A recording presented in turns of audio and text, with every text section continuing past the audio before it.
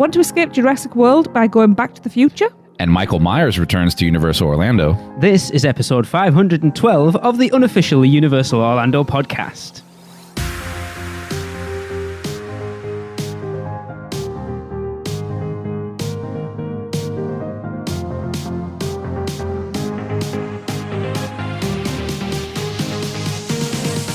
Hey everyone, welcome to the show. This is the unofficial Universal Orlando podcast. I am your host, Lee, and joining me today is Tracy. Hello, everyone. And Chris. Hola. And Michelle is still gallivanting around the Mediterranean, swimming She's with four-legged women. 1%ing right now. Yeah. If you listen, Nancy, I wasn't talking about you. Oh. Wow. That voice you heard exclaiming, "Oh," there is Michelle's replacement for this week, and that is Kelly. Hi, friends.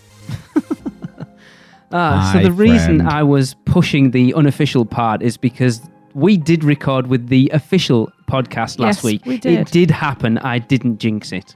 It was cool. I'll be honest, with your delivery there, I thought you were hearkening back to the very dark early days because you were a little wooden then. It was really weird. Oh my God. Right. So there is at least two people in the Producers Club at this point that are working their way back from episode 1. And Why? You poor, strange Why? Poor people. Why do that to yourselves? Crazy. I don't even think I'd want to go back and listen to those episodes again at this point. I don't even listen to the ones in the last few weeks. Wasn't Jeff like one of the first to just do that? Oh, yeah. We all know Jeff's crazy, though. Exactly. Yeah. Oh, that's the reason why Yeah. he did it. Yes. Yeah.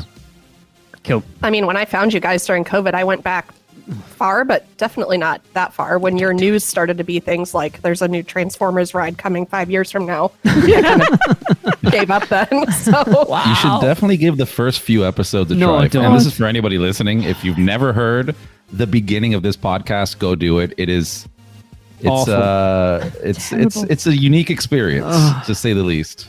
The only reason I enjoy the fact that they're still there is so I can see how far we've come since those dark, dark days.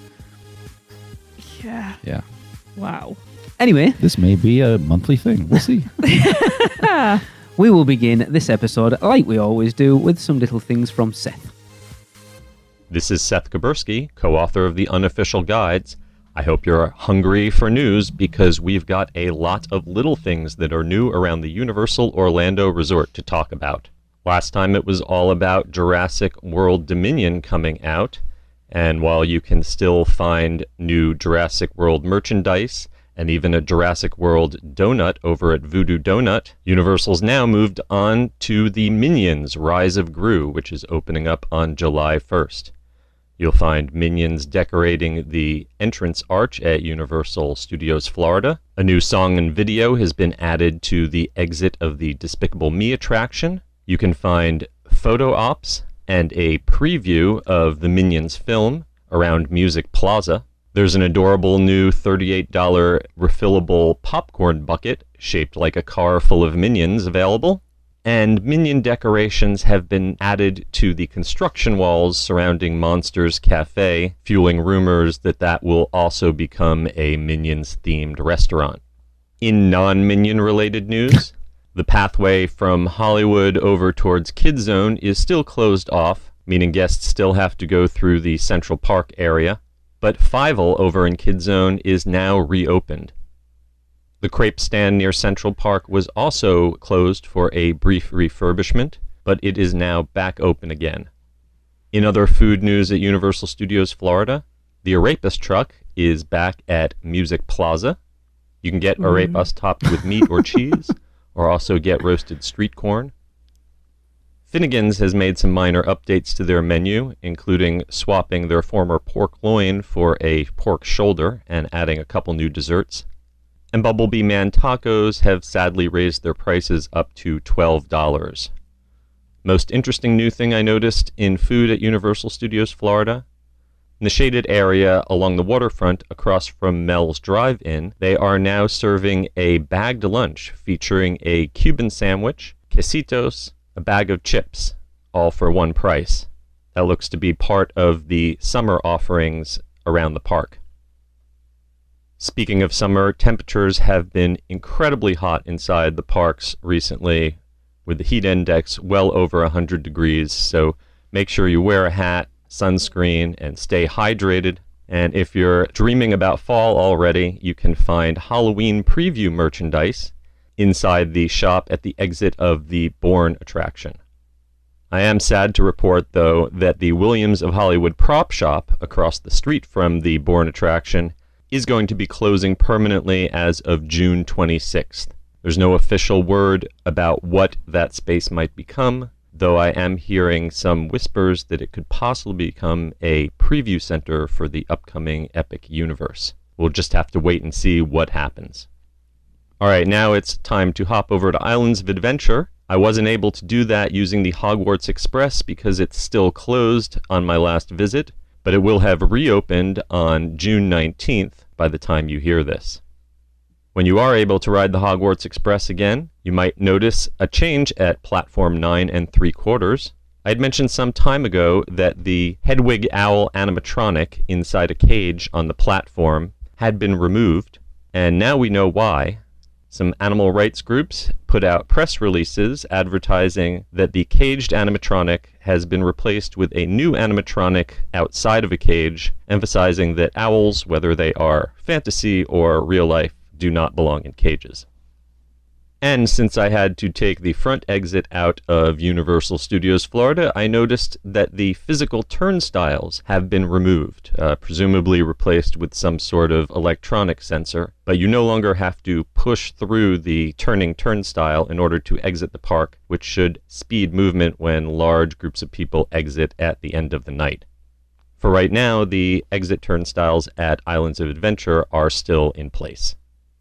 Also at Islands of Adventure, Dudley Do-Right's Ripsaw Falls was briefly closed and drained, but it was back up and running again within days the next time that I visited.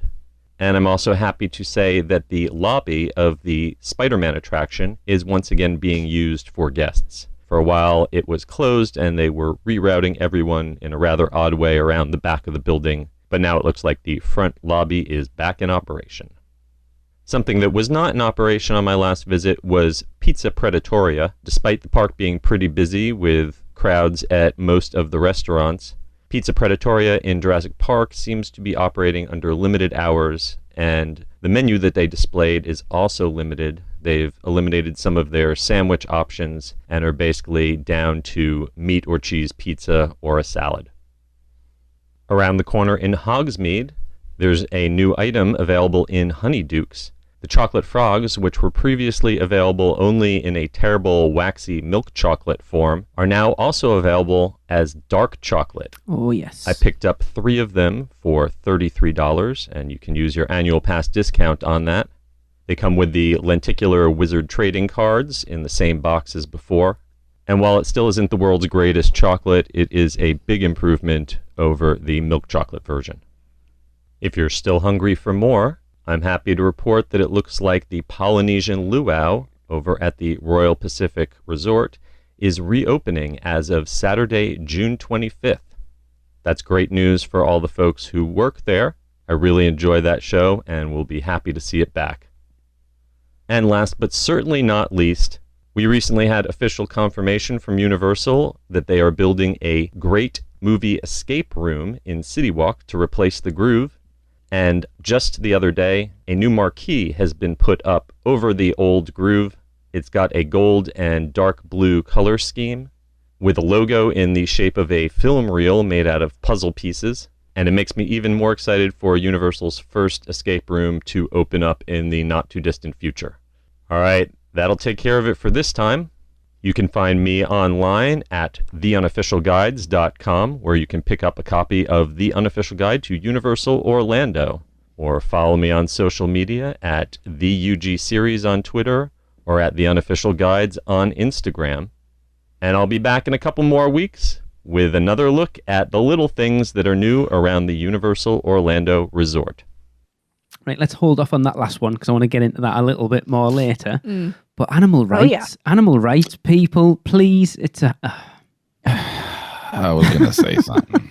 Oh, wow. I mean, were there that many people putting their owls in cages now because of that animatronic, or am I just misreading this? And I'm all for animal rights. Of Don't course. get me wrong. But if you're complaining Come about an on. animatronic one at a theme park, it's like you need to reevaluate your priorities. Yeah, that's a good way of saying it. It's so strange. At least he's free now, you know? She's free. She. Yeah. She is a she, isn't she? Yes. Yes. Edwig? Okay. She. See, yeah, I know my Harry Potter stuff. Apparently not. Yeah, that was a big shock. The prop shop closing. So I saw the rumors for it last Yeah. week, and it seems like it's pretty nailed on. Yeah. Seth generally doesn't deal in rumors. If he's saying something's happening, it's happening. Yeah. It's a Yeah. huge bummer. I mean, I enjoy going in there every time I go in, but I've never bought anything from there. And also, I'm sure people do buy things from there, but every time I've gone in, it's kind of everyone walks in, does a lap, and goes back out. I'm sure there was not I'm guessing there wasn't too much profit margin there. I don't know. But it's like you said to me, wasn't it, Chris? It like takes nothing to run. Mm-hmm. Yeah. Yeah. Yeah, I don't think it was like so much a profit thing. Whereas, you know, there's one guy in there most of the time, and then we always went in like you said, you always go in at least once. I would always look for some kind of new piece or something there, preferably affordable. But then again, most of it that I wanted was not. But yeah, it's a shame losing this. The only upside is I hope that rumor's true that it's a preview center. Just A, because I want to see anything I can about Epic Universe, and B, it's almost a nostalgic thing, at least for me. I remember going to the Universal Studios preview center when Islands was coming out when I was younger. So it's kind of that, you know, memory for me, making it like look forward to the future of what the parks are going to bring. So I'll give them that, and then just put the prop shop right back after they're done opening Epic Universe. That's true. Yeah. Yeah. Yeah, I mean, you think something along the levels of the tribute store to like Epic Universe coming would be awesome. Yeah. Oh, yeah. That would be cool.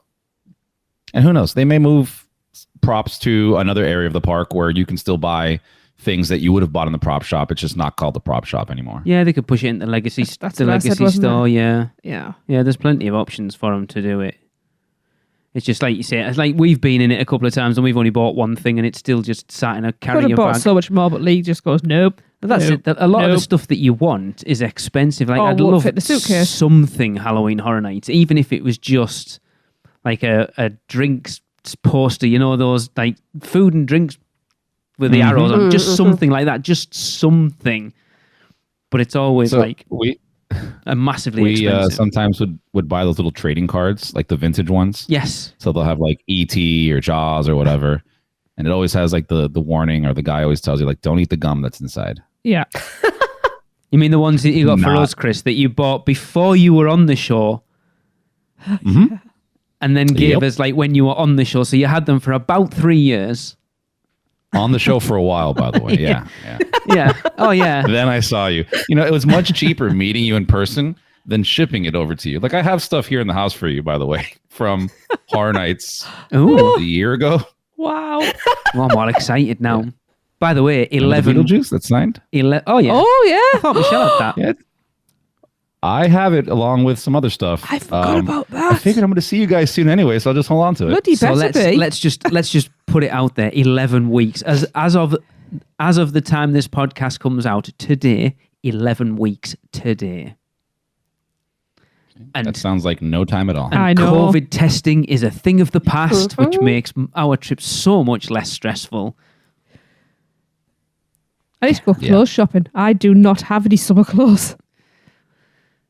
No, I mean I'm actually wearing shorts for the first time in this year. I think right now. I haven't got any. Anyway, we're not talking about that. What else have we got? Turnstiles. Turnstiles getting removed. I'm surprised. I think we talked about this 18 months ago during the sort of opening after the lockdown of contact points, and I'm surprised it's took them this long to remove those. Mm-hmm. Yeah, I mean, it just creates such a backlog there at the end of the day, especially at park close of, you know, because then you've got the strollers can only go through certain ones. And so then there's people trying to cut across foot traffic with strollers. And it's just such a mess right there at the end of the day, especially if, like I said, you leave right at park close, it takes you, 10 minutes to walk there from the back of the park and then 10 minutes to actually get out those last 30 feet. Yeah. Like you come out of Horror Nights. Horror Nights is it's the only time I ever remember leaving the parks is leaving Horror Nights for some reason. I have no recollection of ever leaving Universal Studios Florida during a normal park day. Only at like 1 o'clock in the morning when I get collared by the survey people and everyone who I'm with is like, oh my God. Like tapping the wrists, come on. And I'm like, no, I need to do these surveys at 1 o'clock in the morning. Or 2 or 3 o'clock in the morning. I think the last time we did one. Maybe, yeah. You're such a good universal citizen. Hey, you don't get what you want if you don't tell them what you want. Very true. This is why we have this podcast. That doesn't work like that. I tell you what I want all the time and I still don't get it. So let's have a look. What things have we talked about on here See, that just we've ignores got? Earl the Squirrel, meet You have and to greet send him a character. survey, Tracy. Yeah, I'll have to do that. I did find it hilarious that the day after we stopped at Rate My Crepe, Central Park Crepes had walls up around it. They were like, oh, well, there's no point doing it now because no one's going to come because they can't rate them for a podcast. Yep, they're done. Well, I commented that it was all the vegans who were mad that It might the have savory been. crepe got Yep. taken away. Yeah. They revolted overnight and they had to close the crepe shop. I was hoping that they were going to expand it or something, but it's obviously just to do with that pavement refurb around that area, which is such a shame because it needs to be bigger. That's definitely what she said. So Hey. apparently, right, like unless anyone else has got any of this other stuff they want to bring up, the Minions Rise of Gru, apparently, I'm not going to name the website. People are complaining. Apparently, people are complaining too much Minions. I love Minions. They're fun. But I'm cool with it. as As it, long as it's I mean- done well, it's fine. Yeah, and it's pretty contained to one section, I feel like. and is it a section that before Minions came in that you frequented a lot anyway? We're talking about the Monsters Cafe. No, I'm talking about that whole front area in general. So Despicable Me, whatever's going to replace Shrek 4D, that whole sort of area there that's obviously going to become Minion Central. Well, I'd go at least twice a day. Yeah, on the way In and the way out. That's probably that's probably not strictly true because I think we No, I know, generally you leave do. through Hollywood. To be fair, That's true. I love Minions. Like every time I watch the trailer for that new film, Oh. I cannot. I'm Giggles sat away. the only one in the cinema watching Jurassic World at the weekend, like the grown man giggling at the Minions film. It's hilarious. I don't know what it is about them. I just find them so funny. I'm with you. I think they're just generally funny, just talking nonsense. Yeah, I love them too, so I'm not gonna hate more Minions. And it's not like they took away a ride that was a fan favorite. Exactly. So, I think it'll be fine if they brought something more Minions and a cool ride or experience something, whatever they're going to put there eventually. It'll be fun. It's kids' rides at the front of the park that generally we're not going to do anyway because we're not kids and we don't have kids with us. Still got to try them. Yeah, exactly. But that's what I'm saying. It's like people complaining. It's like if you don't like it, just walk through. There's plenty more stuff in the park for you to do. Yeah. It's Fast and Furious all the way in the back. Exactly.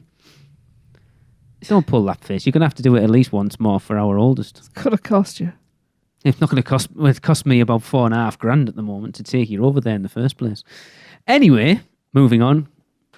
The big thing as part of the little things, Christopher. Yeah, so Seth mentioned in Little Things, but it's kind of a big thing, and that thing is that Universal Orlando Resort will soon debut Universal's Great Movie Escape, featuring 2 next-level escape rooms that pack the innovative storytelling and theming the destination is known for into can't-miss experiences, inspired by Universal Pictures and Amblin Entertainment's blockbuster films Jurassic World and Back to the Future. Concepted and designed by the same creative masterminds responsible for the wildly immersive haunts of Halloween Horror Nights. Yes. Universal's Great Movie Escape will bring 2 distinct and extraordinary escape adventures to the heart of Universal City Walk through interactive state-of-the-art missions, captivating storytelling, and intricately detailed sets. Guests will be swept into the dinosaur adventures of Jurassic World or the time-traveling chaos of Back to the Future as they solve their way through a multi-sensory experience like no other. The newest edition of City Walk will open later this year, and we are excited for tickets to go on sale to find out how much it will be. See, that's Guesses, anybody? See, I wanted to wait until Michelle comes back, but she can off. Right, throw out some figures. Right, well, Kelly, you can join in. How much do you think this will be per person? Gosh, I mean, the ones I've done here, I've done a couple different ones, and they've all been between like, I'd say $25 and $35 a person. I would guess it would start at like 50 for this, but I would easily pay $50 for this, and I'm pretty tight-fisted with my own budget. So, but I love escape rooms, so I would easily pay that. Yeah, I think 50 sounds about the start 50, point. 60. I think that's a magic number. Maybe a little cheaper for a younger person going in there. I think it depends. See, it'll be tiered pricing, so it'll be more expensive on a night, I would have thought, when most people have come out. Yeah, on a weekend. Like during the day, they'll probably do discounts. Like, because if you compare it to something like the Hollywood Drive-In mini golf, where they do, it's like if they have tiered pricing. Okay, I don't think they have tiered pricing, but they have discounts available for it. So if you do one, I think if you pay for a round, you get a scratch card at the end of it, and you can win like half price second round or a free game next hour, whatever it might be.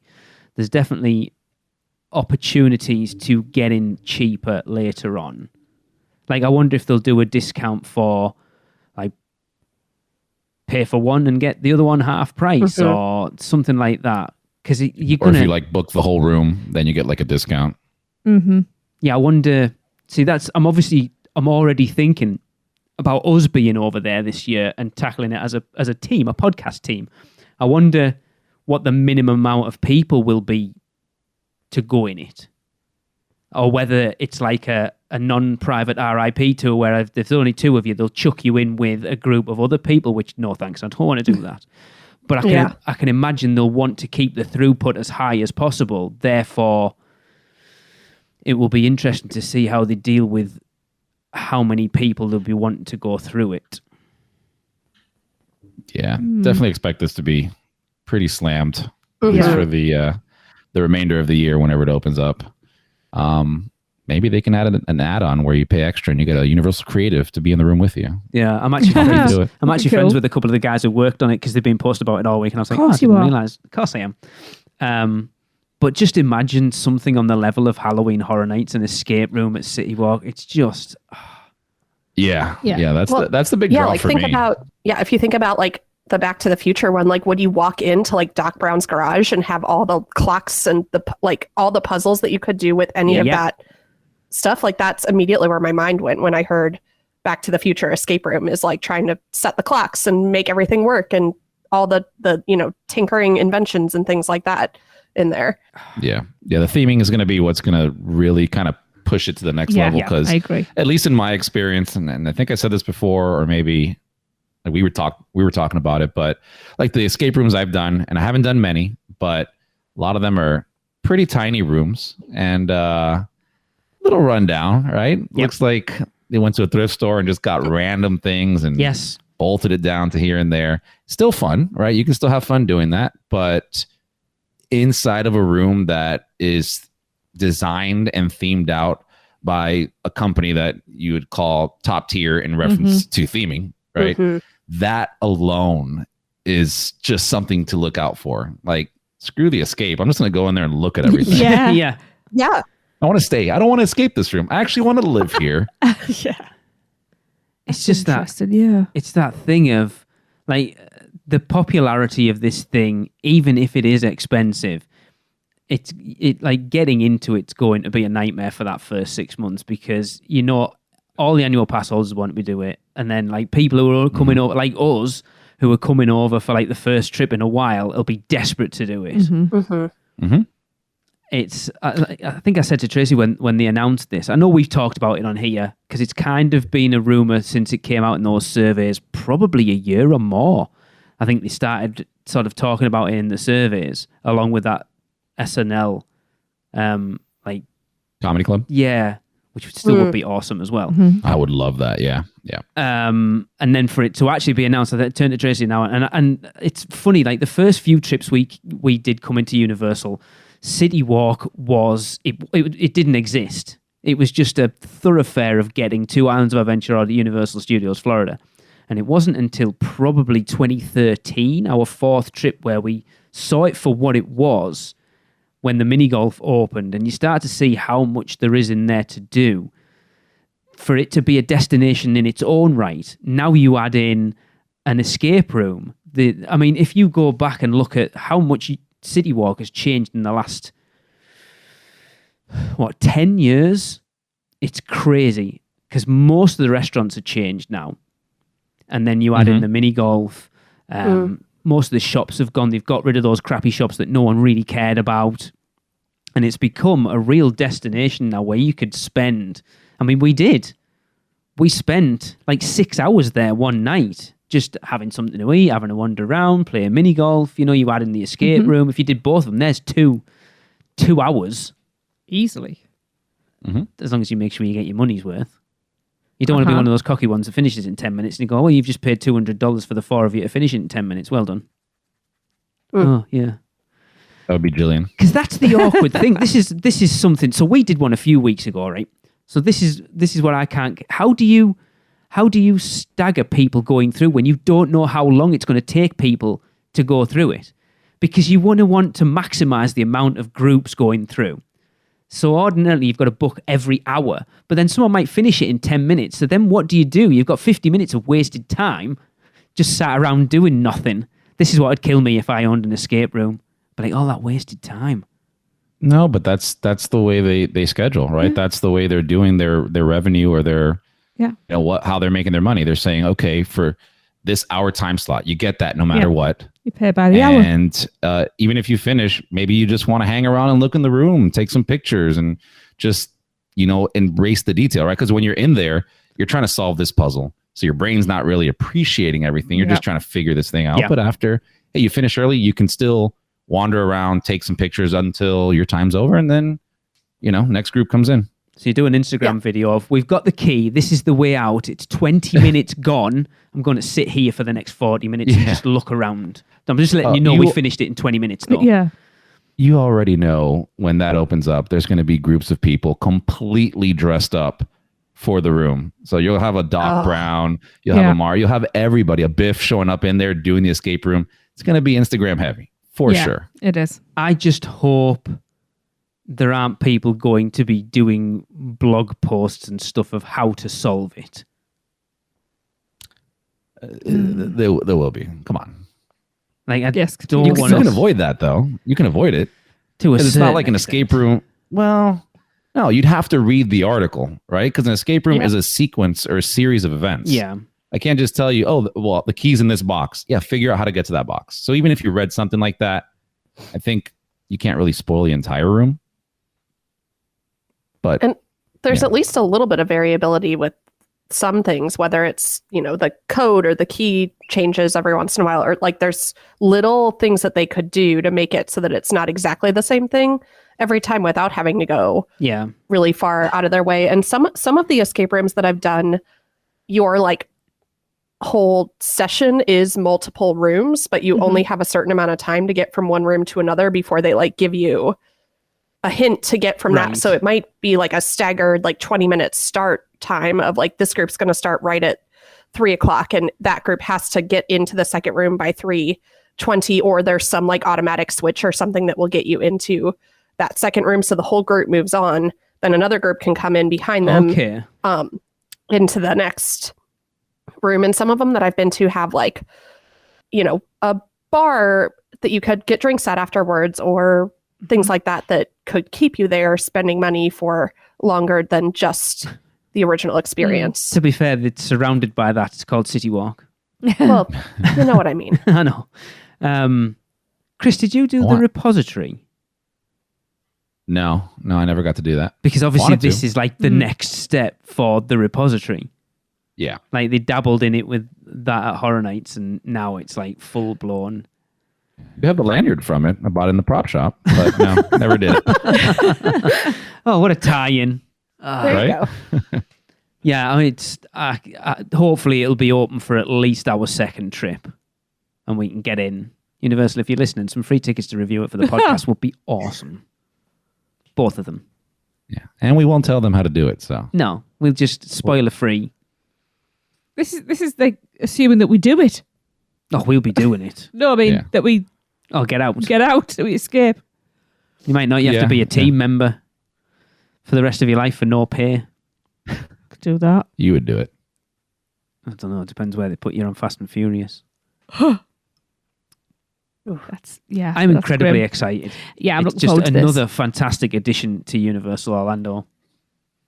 Yep, Mm-hmm. absolutely. It definitely gives you something to do there, especially for people on longer trips Yep. that are looking for some variety. Yeah, that's hitting the spot. Yeah, for how much fun I've had at these like local $25 ones, I cannot imagine Yeah, how amazing this one will be. for definite. Right. So if you were going for a trip and you could only do one, Tracy, which one? Jurassic World. Chris, Back to the Future. Kelly. Jurassic World, probably. Yeah, I'd probably go Jurassic Ugh. World. Dinosaurs. Yeah. Dinosaurs. That's all I need to say. I think Yeah, I don't know. But I really want to do them both. I'm just going back to the nostalgic exactly. of the ride itself. So maybe it'll make me feel like I'm back on the ride. Maybe the ending of that room is turning on a DeLorean. Who knows? I wish they'd done a You Ghostbusters got to find the key to one. the DeLorean. I wish they'd done a Ghostbusters one. Wait. I would have loved a Ghostbusters one. Wait. What if you have to do the Back to the Future one first, to then end up in Jurassic World?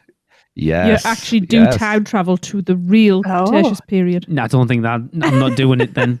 or Jurassic period as it's supposed to be. But Well, there was a dinosaur on that ride, remember? There Yeah. was, you're right. yeah. Yeah.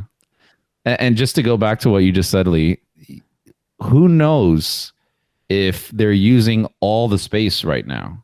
That's true. Right? There could be another spot or two for another expansion. See how well this does. Okay, this is doing really well. Let's build out another one, or let's release these while we're working on the other ones. Or years down the road, we retheme it to something else. I mean, that's the beauty of Yeah. escape rooms. You can change them around as much as you need to. Just do a Horror Nights Yep. one. Just do a year-round Horror Yeah. Nights one. That would be I cool. would okay Escaping for from that. Carrie. It'd be awesome. Ah, cool. Right, Tracy. Producer Club birthdays, please. We have a nice chunk of birthdays this time, don't we? Yes. So we are going to start off. June 21st. Isn't that today? It is today. That is today. Today. The show's released, yes. It is the lovely Katie McNeil's birthday. Happy birthday, Katie. Happy birthday. Happy birthday. And then tomorrow, on the 22nd, it is the great Charlie Casey's birthday. Happy birthday, Charlie. Happy birthday. Happy birthday. Happy birthday. We're going to follow that up on the 25th with the amazing Leslie Kish's birthday. Happy birthday, Leslie. Happy birthday. Woohoo! Happy birthday. I like it when there's loads like this, just trying to Tracy to come up with superlatives for every person. Superlatives. And then on the 27th of June, we have the spectacular, the one and only Brian Jennings' birthday. Happy birthday, Brian. Brian, make sure you have a crepe for your birthday. Happy birthday. Happy birthday, Brian. That's a form of cake. It's a pancake. Crepe. Yes, It's true. it is. And then the day after that, the 28th, we have the top-notch Adam Pagan's birthday. Happy birthday, Adam. Happy birthday. Happy birthday. Happy I'm birthday. waiting to see what she comes up for the next one. Oh, wow. On June the 30th, we have the very special Her Royal Majesty, Oh my God. one of my Milady. favourite people, my sister. It is the amazing, the gorgeous, the beautiful Alexa Zavala's birthday. Happy birthday, Alexa! Happy birthday. Happy birthday. Feliz cumpleaños, babe.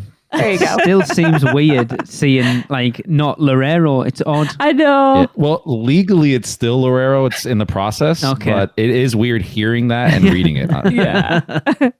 And finally, to wrap up this birthday bash on July the 1st into the next month, we have, let's think of a really good one here.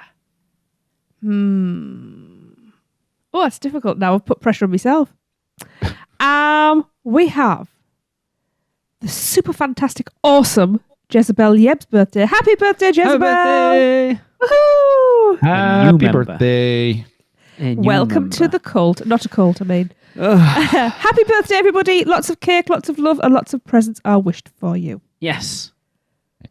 Right. Moving on. As you know, 2 weeks ago, oh my God, I can't wait to we hear finished our listener debate for the last one, which was Rate My Crepe, where we asked everyone to go to Central Park Crepes and try whatever ones you wanted, even the ones that aren't there anymore, and rate them out of 5, 1 being ugh, and 5 being Oh, hell yeah. Well, carrying it on, we are beginning our new one this week, and we actually got a clip in. I kind of hinted at it 2 weeks ago, but this one, we are asking you guys to go to Bend the Bow in City Walk, so you don't even have to enter the theme parks to be a part of this one. I think there's 8 options on the menu at this point, so the same thing goes as it was with Rate My Crepe. Go and try some bows, rate them all out of 1 and 5, and send them in for our new listener debate, which is Bow Pick a Bow Bow. This may be one of our greatest. And our first clip At least titles. I'm a little proud of that one. I'm going to comes admit it. from Yes, the good job. wonderful Christopher Izell. Greetings, UUOP fan. This is Chris Ezel, aka Dr. Evil, reporting in from the shores of City Walk, hopefully for the first Bow Pick a Bow Bow. So I went over on my lunch and I just did 2 bow this time. I got the pork belly and kimchi fried chicken. Starting with the pork belly, there was some good flavor there in the sauce. It was way saucier than I expected. However, there really wasn't as much weight to the flavor. It was extremely light. I did not expect that. If that's your thing, fantastic. For me, I like to have my flavors kick back a little bit, and I just didn't feel like the heft was there. So if I'm allowed half points, I will say 3.5 out of 5. If not, we'll say 3. Now, the kimchi fried chicken, on the other hand, that was the star of the 2. The fried chicken was fried up very well, nice and saucy. It had the potential to almost be too heavy. However, the cucumbers, scallions, the gochujang sauce and everything really leveled it out and made it like that perfect balance of packing a punch of flavor but still being refreshing. So again, if I'm allowed the half points, 4.5 out of 5. If not, we'll say 4. While I will say the bows are smaller than I would have expected for the price, I haven't eaten anything all day, and just with those 2 bow buns, I feel relatively full. So if you are trying to follow those money-saving tips, this is the way to go. Anywho, this is Chris Ezel signing out. Until next time, see you later. I'm desperate to get to Bend the Bow. Just for everyone listening, when you do get involved, yes, half points are allowed. Okay. So yeah. Yeah. Of course, Chris, he's like my theme park husband. Yeah. Of course he goes and gets the Korean options. Of course. 'Cause we are united in our love of Korea. Oh, that kimchi fried chicken one though. Need that so much. Have either of you two been to Bend the Bow yet? I have not. No. Chris? You do remember you sent me out there when they opened, right? No. Yeah. Wow.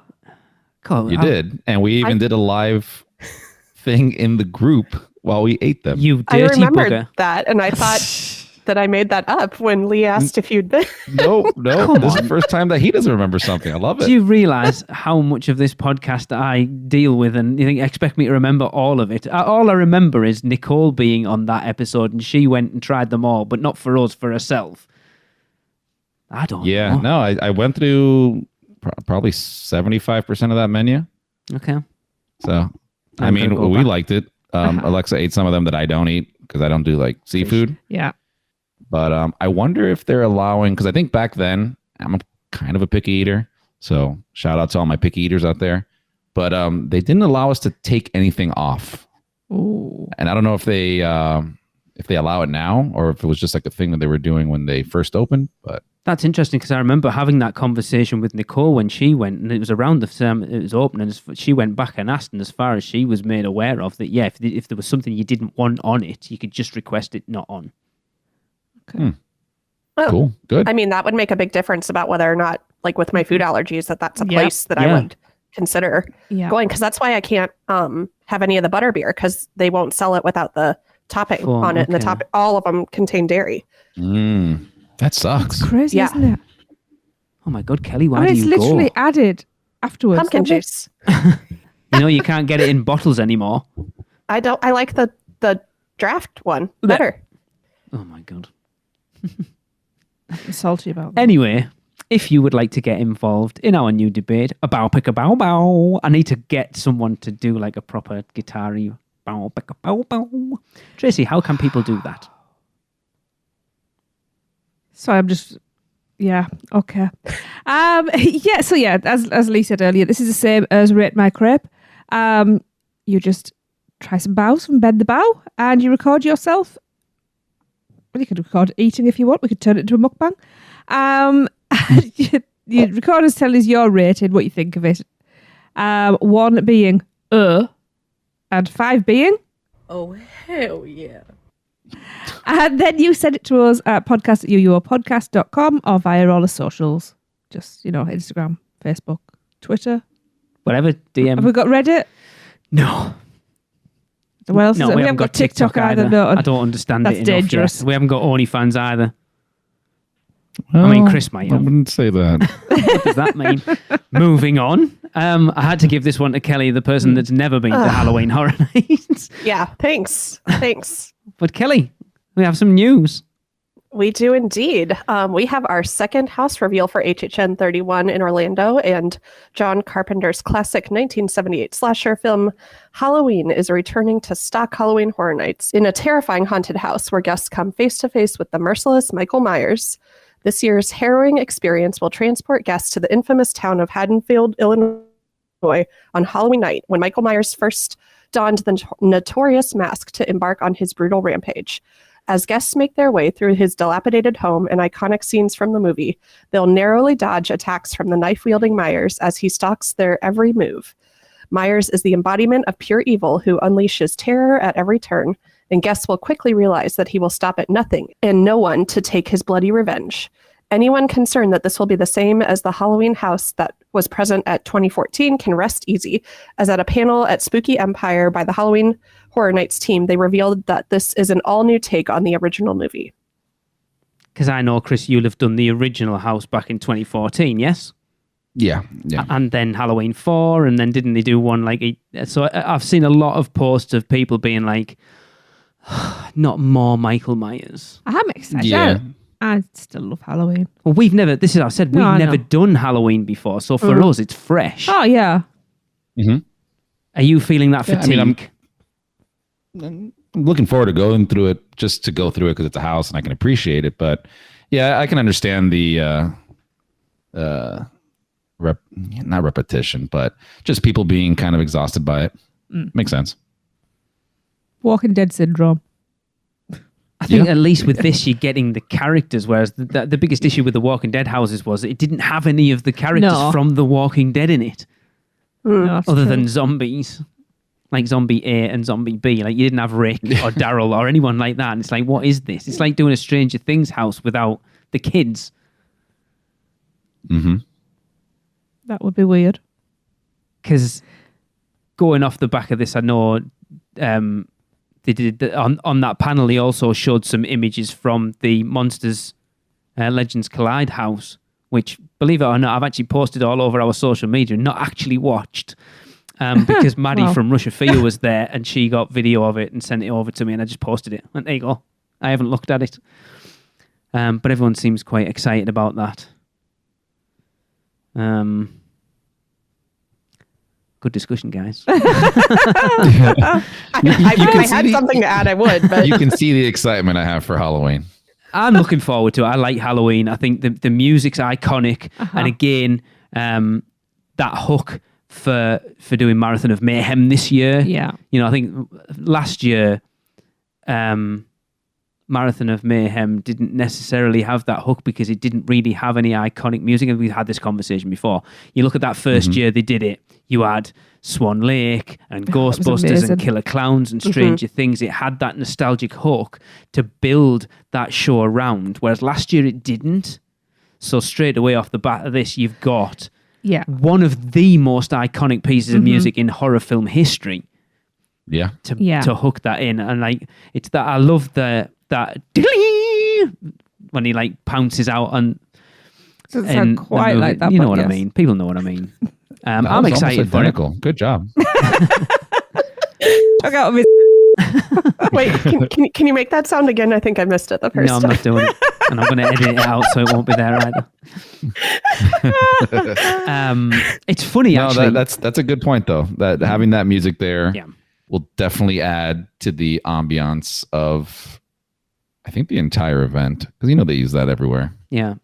I do find it strange that they're doing a repeat house that isn't a repeat house. What you mean, like it's an all new take? Yeah, because I don't think they've ever done that before. The only time they've ever done the same house twice was American Werewolf. As far as I'm aware, they've never done the same IP twice, but done like a different take on it.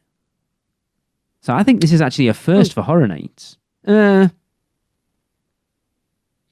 right. Well, I don't know about for us, but like, isn't Chucky in Hollywood like almost every year? Yeah, but I'm talking about Orlando. Okay. I'm trying to think. I'm talking like modern Horror Nights, because didn't they do People Under the Stairs for the first couple of years? Actually thinking about it. But yeah, once you get into, because you think like the first year Tracy and I came, 2004, there was no IPs. Once they started properly getting into doing IPs, they've never done the same movie or TV series twice, like based on the same thing.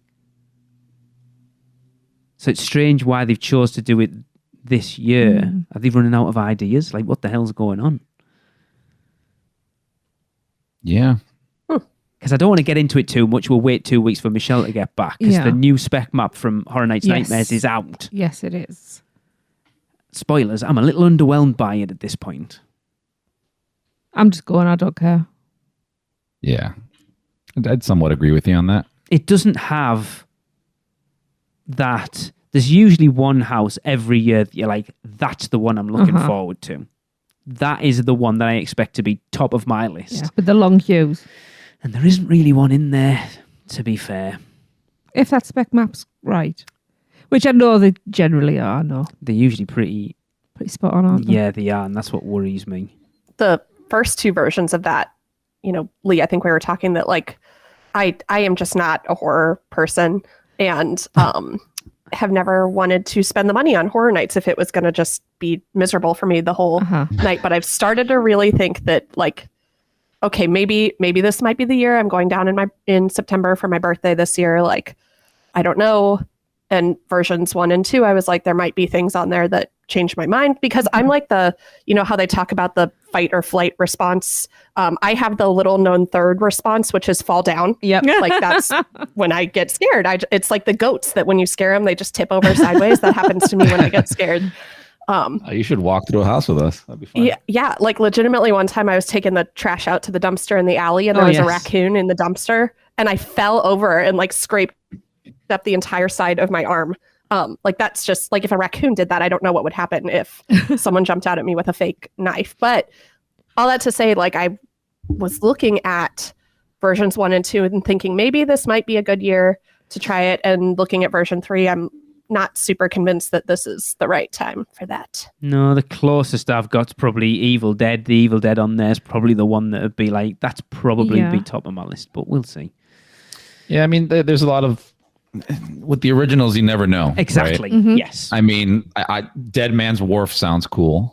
And El Chupacabra sounds cool. Yes. Yeah. That's But like, think about original houses that you've looked at and like, it's the Wicked Growth, Pumpkin, okay, and that house killed, you know. Yeah. So I was talking to our oldest yesterday, and we were talking about 25, and it's like, on paper, I would never have expected Body Collectors to be one, and he said that was his favourite house. It was a phenomenal house that year, to be fair.